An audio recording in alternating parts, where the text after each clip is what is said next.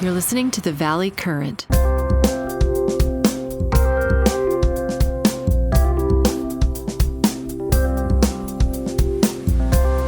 wanted to get started in an interesting way, which is probably going to be viewed as a little wacky, but I think it's worthwhile because what I do often is I choose the audible version. And I think in this case, it's interesting because I actually started by listening to the sample of the Italian audible version. Interesting. And do you speak Italian? No. No. I never would have thought to listen to it in Italian. That's very creative, Jack. No. But you're trying to follow the premise of the book is to do something different, right? Yeah, exactly. And it's kind of approach, get outside your head. So I applaud you for your trying to practice the tenets of the book. Right. So here's a good example of what I think is so good about this book. If you listen to it. By a tuned choice, your entire life is a form of self-expression. You exist as a creative being in a creative universe, a singular work of art.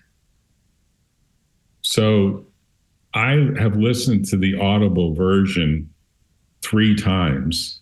I've listened to the English version once, then I listened to the Italian version, then I listened to the English version again. And I have to tell you, I did get more out of the last final listen.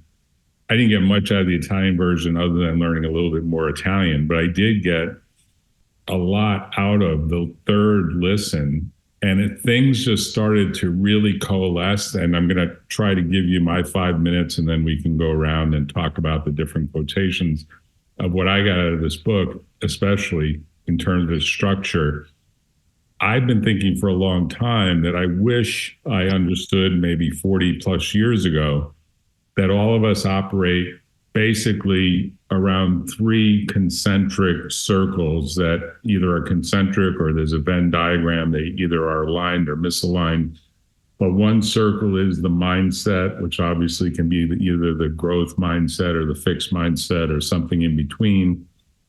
A second circle, which is often driven by mindset, which is skill set, the specific skills that you take up in life, whether you become an executive or a medical doctor or a dentist or a lawyer or an Indian chief, and how you hone those skills over time. And there's a mindset that probably drove you towards that skill set.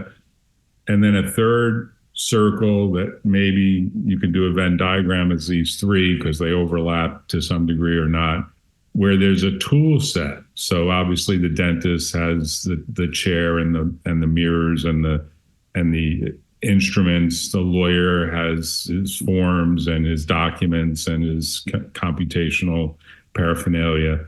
And everyone else has some set of tools that help them to implement their skill set or get better and better at it. And their mindset is either driving all that or not, depending on how they look at things.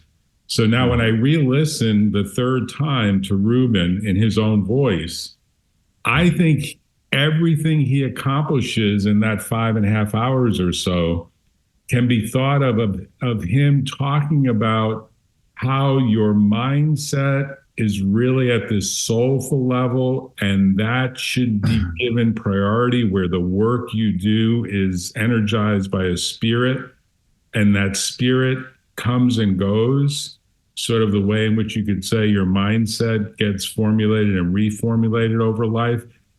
And then you build a set of skills around the way you actually labor at that work, and you use a set of tools along the way, or techniques. So he talks specifically about teaching the young basketball players how to tie their shoelaces correctly and put their socks on correctly. And there's lots of little detailed stories about technique and techniques that I'd never thought about, which I've started to use. Like if you're uncertain about 2 choices, like do I go get Mexican food today or do I go get sushi?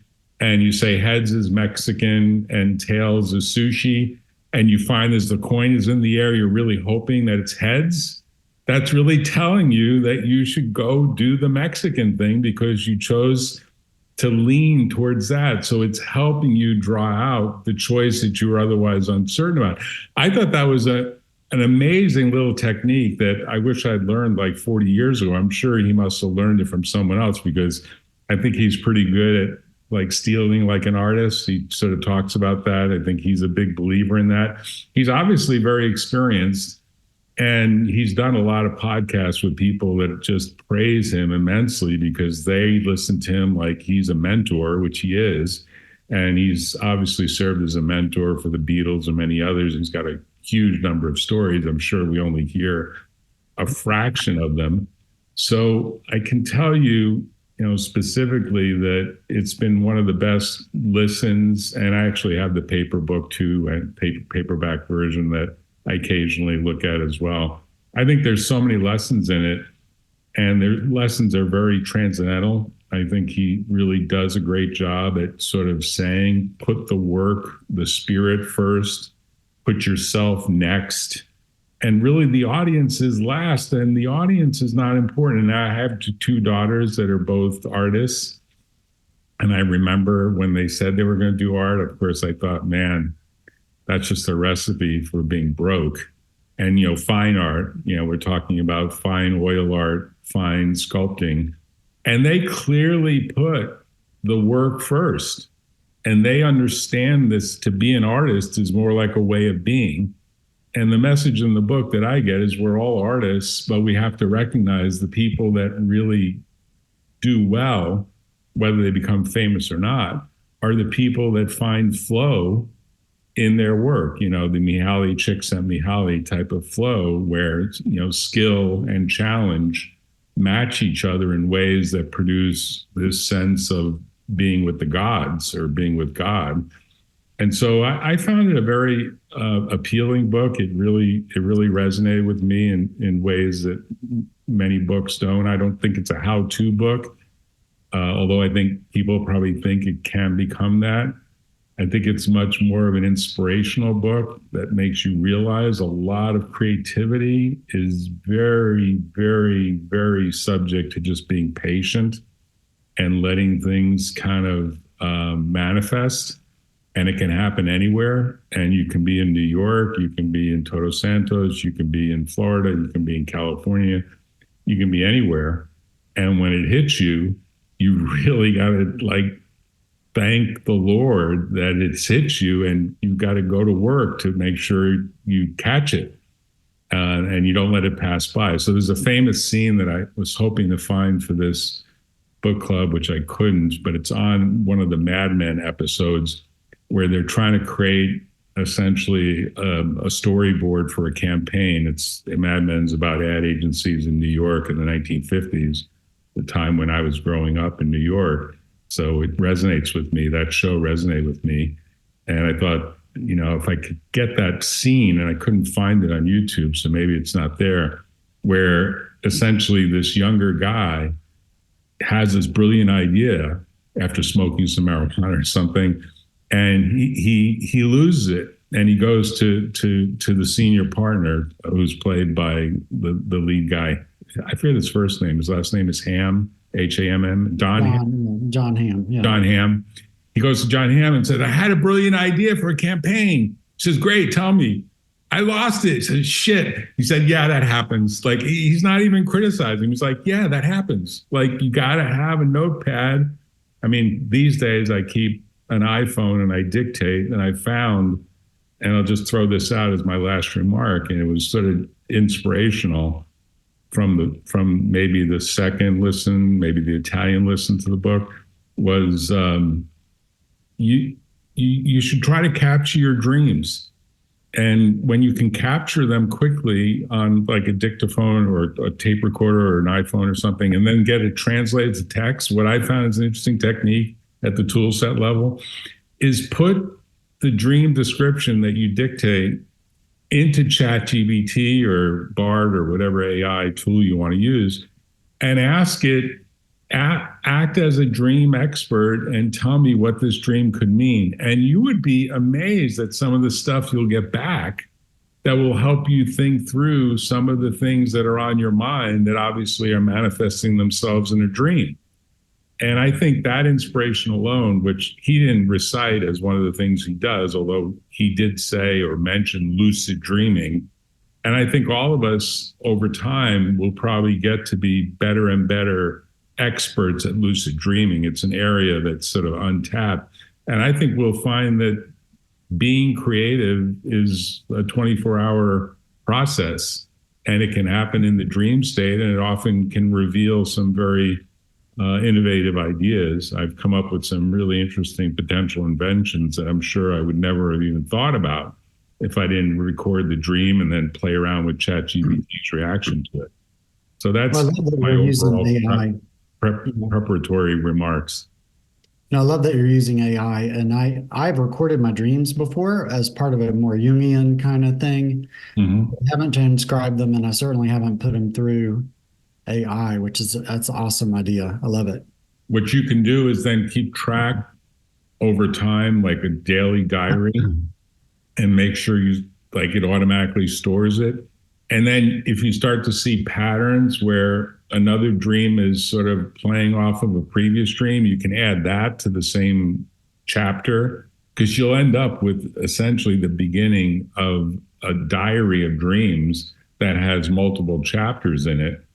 And you'll start to recognize, like one of the things I discovered, we've been starting to meditate daily in the morning, is that if you meditate as well at night, and it could be as short as a half hour before you go to sleep, it will generate a more likely lucid dream outcome that night. In other words, the act of meditation in advance of going to sleep produces something in your mindset that gets you ready for a dream. And I don't know what the physics or biology or any other scientific aspect of that could be, but it may be just clearing your mind opens it up to other stuff happening in evening meditation, which most people don't do. I think most people tend to meditate it in the mornings, at least we have. But now we're doing it kind of mornings and evenings and finding some interesting things as well. Cool. So what do you think, Mark, is your best quotation that you enjoyed of his 54 quotations? Or did you look at that?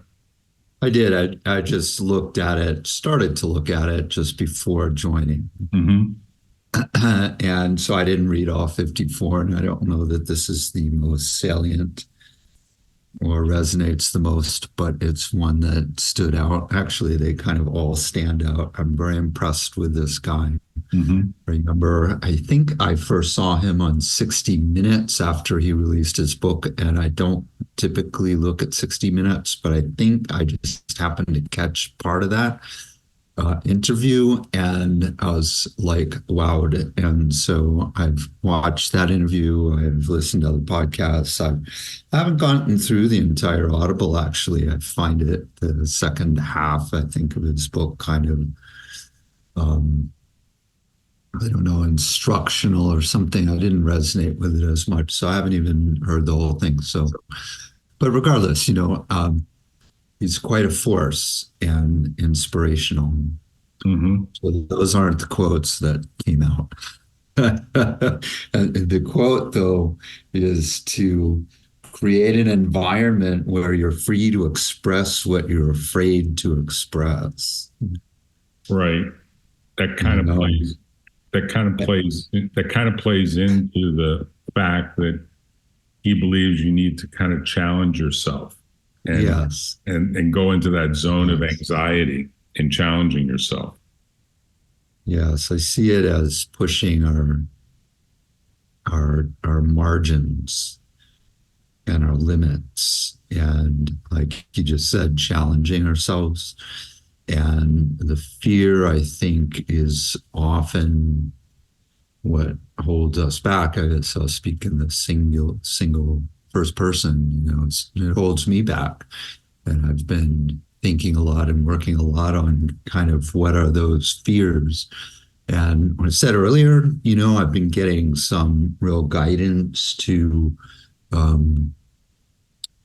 try some creative expression. And I think creative expression other than what I typically do. So in two examples, one, in fact, I will probably stop after an appointment I have this afternoon, pick up some art supplies. I don't need a whole lot, but do a little bit of drawing.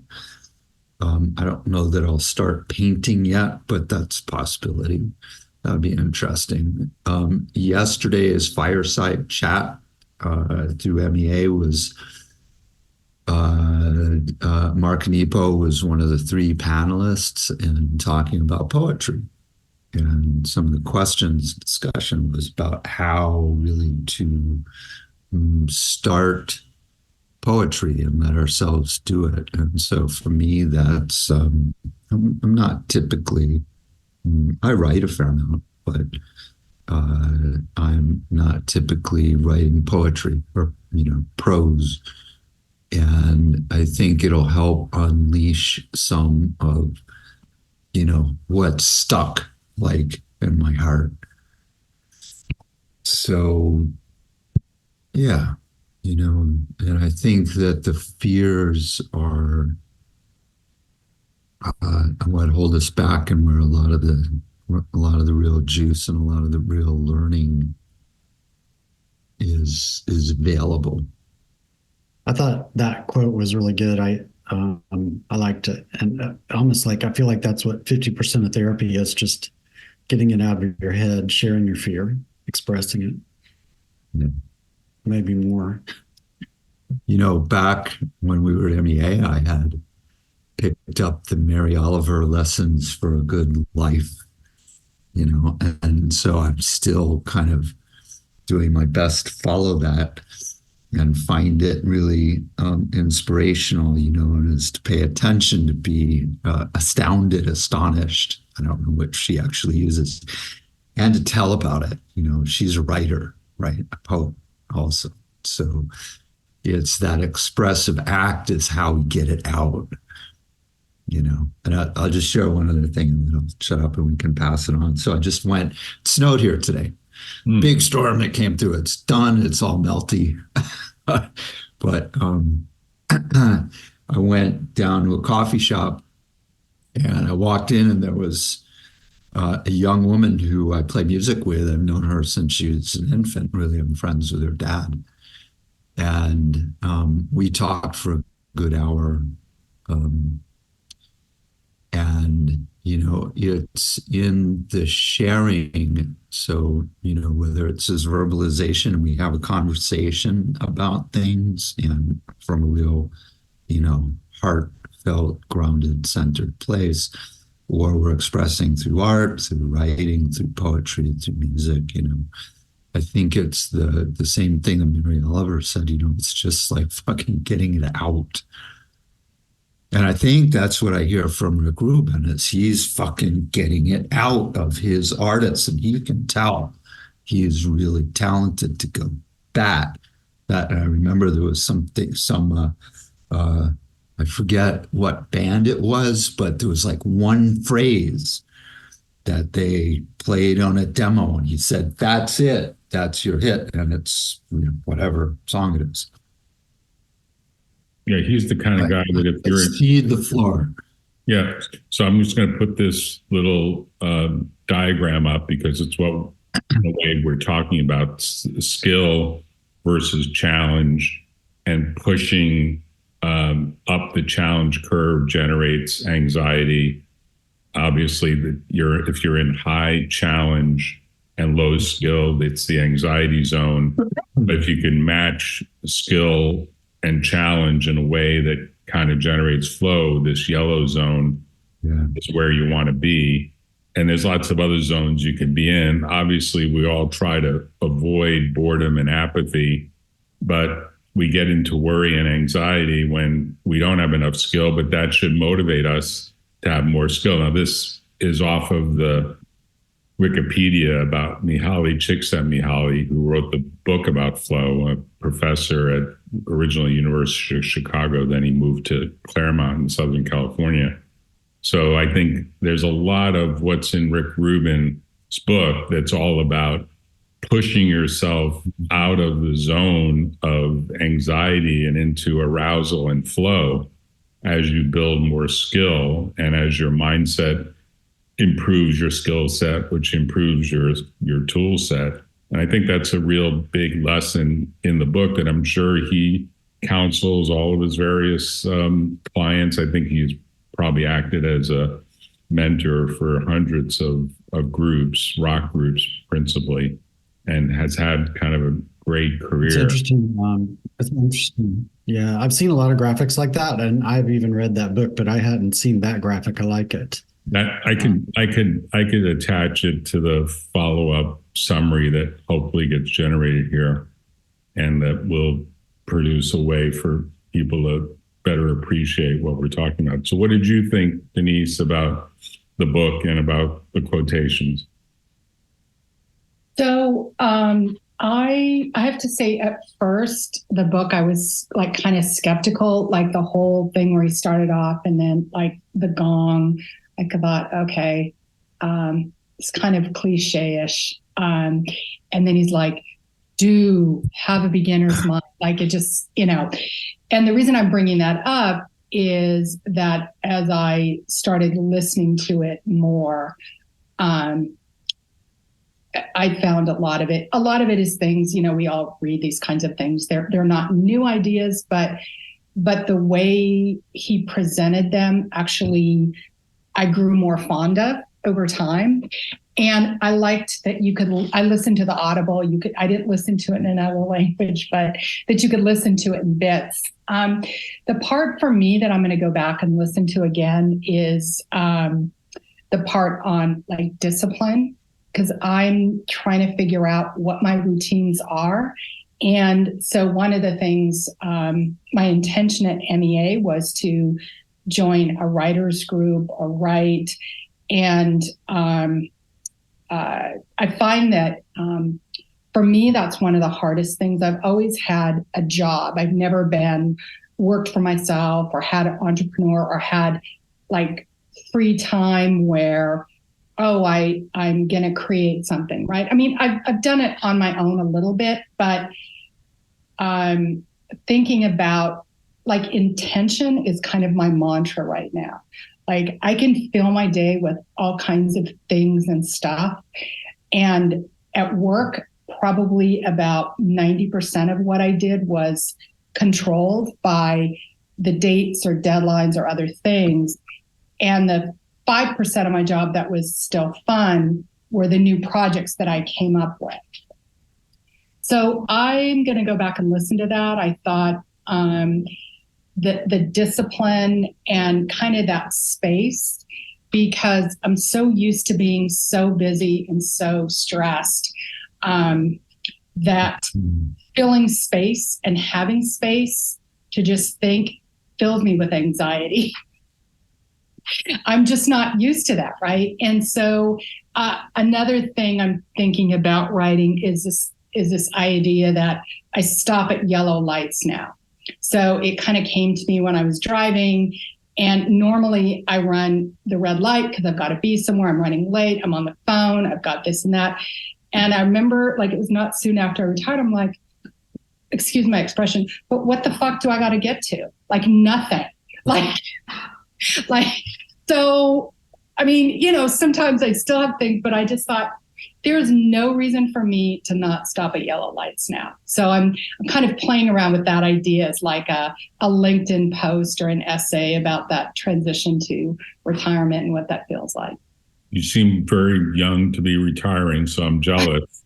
But I'll also say that I think the book's lesson is as you start to free up more of what you previously viewed as your burdens or constraints, so they're out of your life, it kind of frees up the space for those moments of creativity to just arrive. I mean, he almost talks about it at a spiritual level, like it's being delivered. Yes. It's being delivered from a larger cosmos. And you're a machine, you're a creative machine, I'm a creative machine, Mark is a creative machine, Tom's a creative machine, everyone at MEA is very creative. And some people have perfected the way to produce better and faster. I think Chip is amazing. I mean, it doesn't surprise me. He's a very efficient, effective guy. I'll just tell the story because I feel like it really says something. Many years ago, I represented and still know and respect Professor Robert Sapolsky from Stanford. And he was a client because his book, which was like a 600-page treatise about the biology of how we think, and now he turned it into a bunch of books, including Why Zebras Don't Get Ulcers, and the latest one, which is whether man and women have free will or not, which is probably should be added to the reading list at some point. He's doing a lot of lectures about it. But he was upset because Deepak Chopra stole, his words, stole like 30 pages of his 600-page book and put it into a chapter in a best-selling book that Chopra had. And so we sued Deepak Chopra because it was clear there was copyright infringement.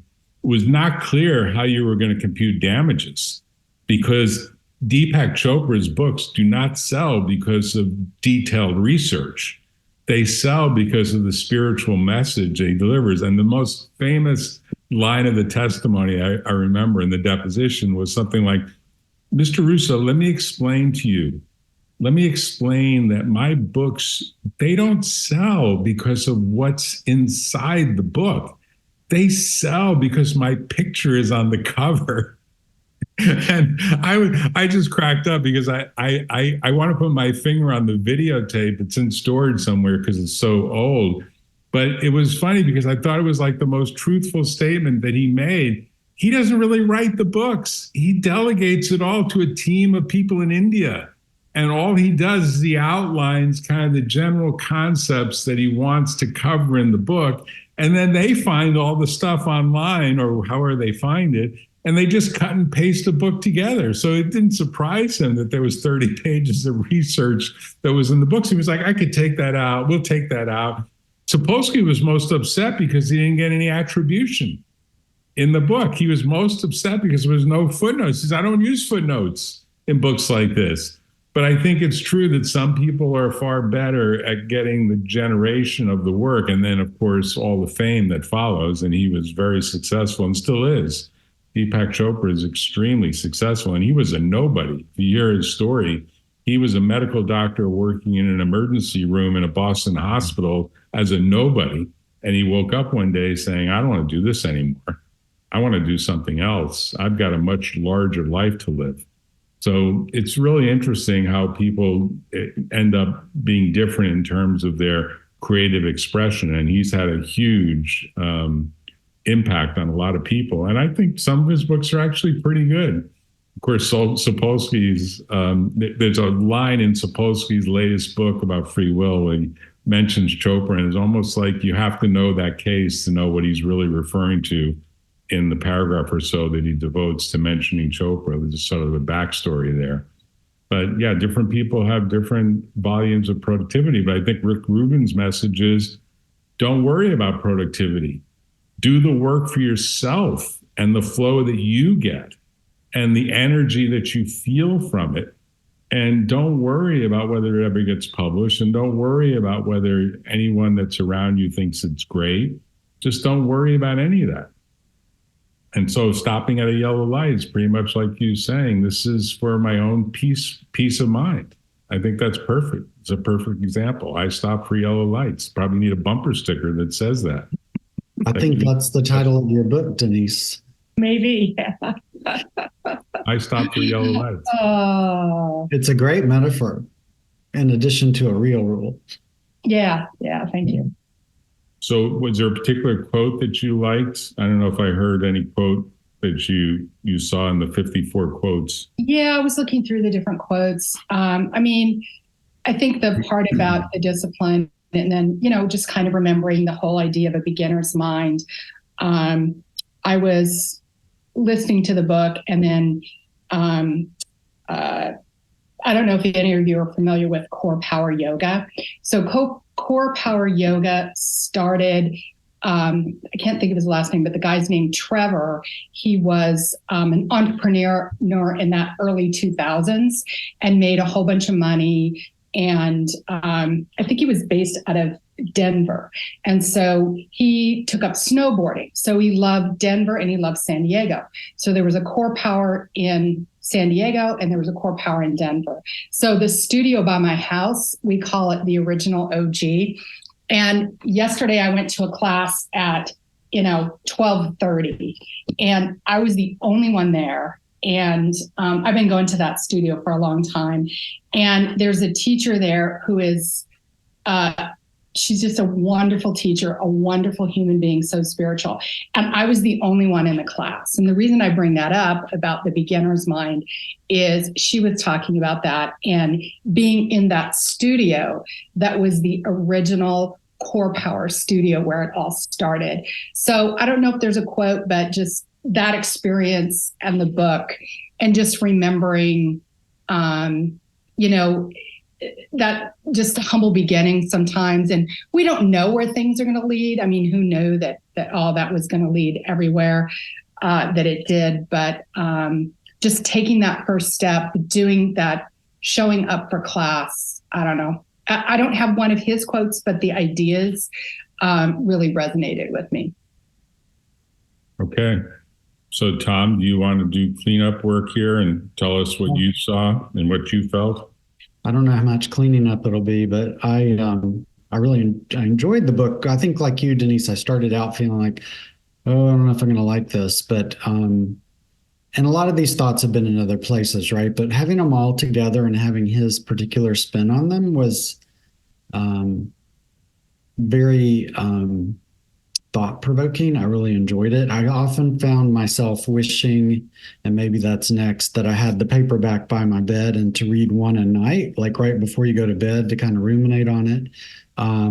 Because I listen to audiobooks a lot, and I go through like one a week, one a 10 days. And so I've tried to time these books because it's 2 months, right, where I'm not doing it right after our book meeting, so I have a little bit of memory. I did it a couple of books ago, though. So I did write an email to myself with a quote that stood out for me, and I was happy to see that it was in your list of quotes, Jack. Mm-hmm. But I thought it was, for me, the words around it then versus what he pulled out for the list of quotes. But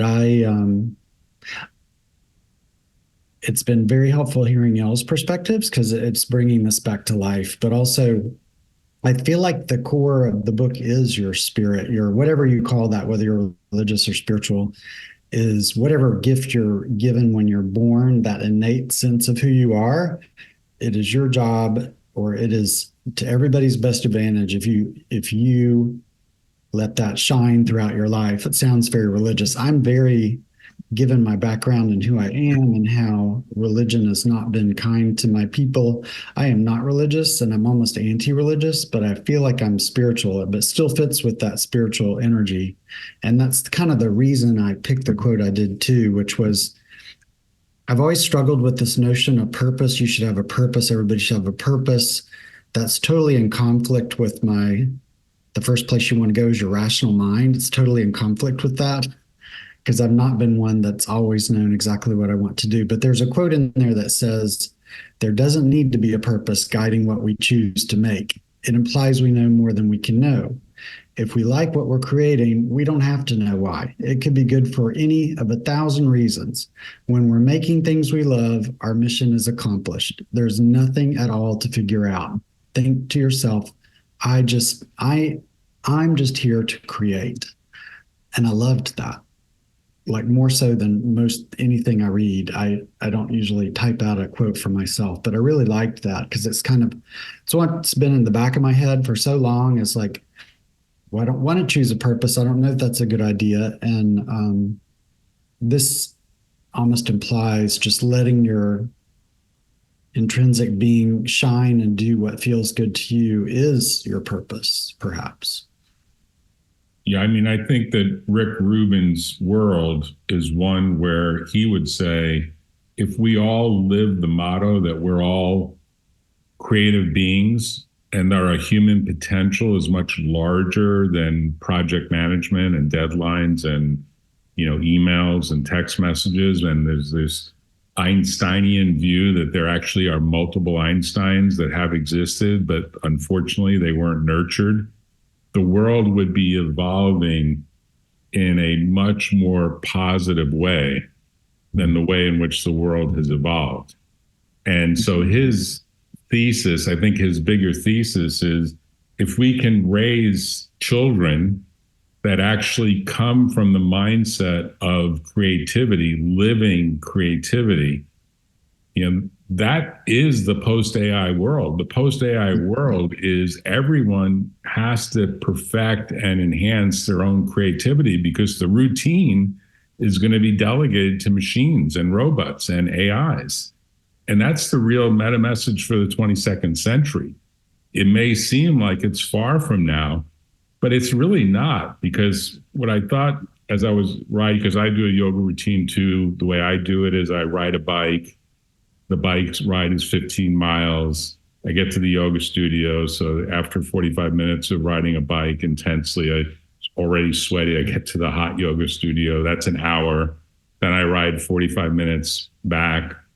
Usually it takes a little longer because I'm so exhausted from the yoga. So I get in a lot more in Florida in particular. I do this in California, but it's typically a different bike ride and a different yoga studio. But basically in Florida, I get a lot more exercise, and I've lost about 60, 70 pounds from the worst of the pandemic weight. So I've actually been on this path to sort of get back to my high school weight. And what I've noticed is that there's more time for creativity in that bike ride in the yoga studio than behind the desk or in front of a Zoom or on the phone. And that 3 hours is very precious. So linked to the half hour or so of meditation, that 3.5 hours of awake time, which probably seems a lot to most people when I talk to lawyer colleagues, they're like, that's crazy. Are you nuts? You can't do that. I'm like, I have the best ideas about cases and clients as a result of that 3.5 hours. And so one of the things that I explored, and it's a quotation in the book, it's about, if you make the wrong turn, sort of view it as you're going to see new scenery. And I'm not a big believer, by the way, in Facebook, but I think they did come out with a good product with Ray-Ban. It's a set of glasses. These are the Ray-Ban Meta glasses. They have the built-in camera, and the built-in camera lets you, as you're riding a bike, takes pictures and videos, and you realize you have so much more awareness from having. So the way it works is there's a little button that you press and it'll flash a picture. So I'll send you guys the picture of the screen that it's taken. Not that that's the best way to do it. But on the bike ride, you'll be able to see things that, or I found myself seeing things that I wouldn't otherwise see. So this is from this morning's ride. I'm going to play this video if it'll play. I just don't know if the sound is in it. I'm heading down this path at about 20 miles an hour. I got the recorder on because there's roadkill, and the roadkill had, I'll play it again because you probably missed it. It went so fast. The roadkill has a bunch of vultures that come to it. Now, I would not otherwise be paying attention to the road or paying attention to the vultures, but because I've got the glasses on and I know they can record, and I know there's moments that you can capture that will generate some form of awe, which might turn out to be inspirational, that I've found myself being a lot more aware. And let me just end with this remark, which is one of the awarenesses that I've had recently as a result of wearing these glasses is, as you're riding a bike, if you turn to people and smile, they'll smile back. Like if you turn as you're riding a bike or walking. Now in Mexico, I think this is a very default approach for most Mexicans. And I think the same thing is true in Spain and other Spanish-based countries where the culture expects an acknowledgement as you're walking compared to, say, New York or big city living where people are totally, they don't want to look, they don't want to be heard, they're into their own head, they're listening to their own earphones. If you turn to someone and you just turn around and smile, they'll nod and smile back. And I think that's a form of delivering additional joy to people during their day.